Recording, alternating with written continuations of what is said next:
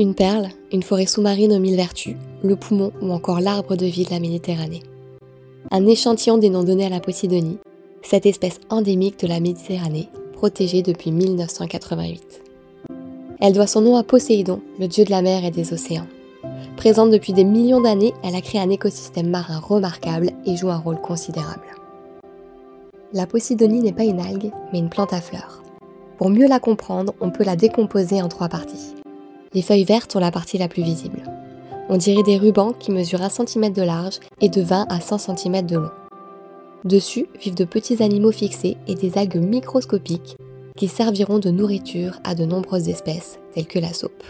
Ces herbiers seront également utilisés comme cachette par les poissons juvéniles, tels les sparillons, la dorade grise, oblades, les crénilabes, pour échapper aux prédateurs. Après 1 an, les feuilles deviennent brunes et se retrouvent sur nos plages, formant ce qu'on appelle les banquettes. Pour des raisons esthétiques, on préfère les enlever et laisser place au sable blanc.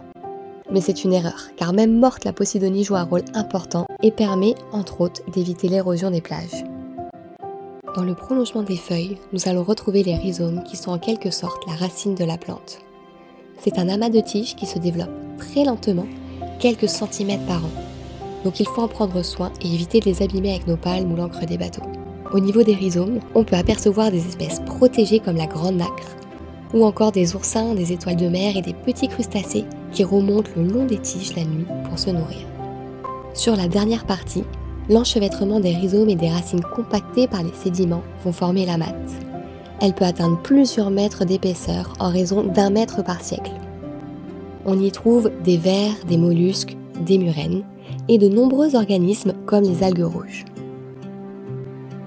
La Posidonie offre nourriture, abri et lieu de reproduction à de nombreuses espèces. Elle représente seulement 1% des fonds marins, mais elle abrite plus de 25% de la faune et flore marine. Et ce n'est pas son seul atout.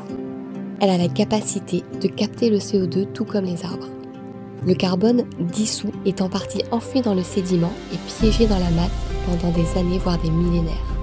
L'autre partie permet la croissance des feuilles, elle aussi très lente. Si on l'appelle le poumon de la Méditerranée, c'est parce qu'elle produit de l'oxygène. Plus elle reçoit les rayons du soleil, plus elle va libérer cet oxygène nécessaire à l'écosystème. Environ 5 litres par jour pour 1 mètre carré de Posidonie. C'est pour cela qu'on la retrouve proche de la surface, entre 0 et 40 mètres de profondeur.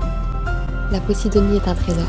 Son rôle de nurserie et de frayère pour les poissons, sa production d'oxygène, le stockage de carbone, la fixation des fonds, la protection contre l'érosion des plages et sa capacité à atténuer la force de la houle et du courant la rendent indispensable.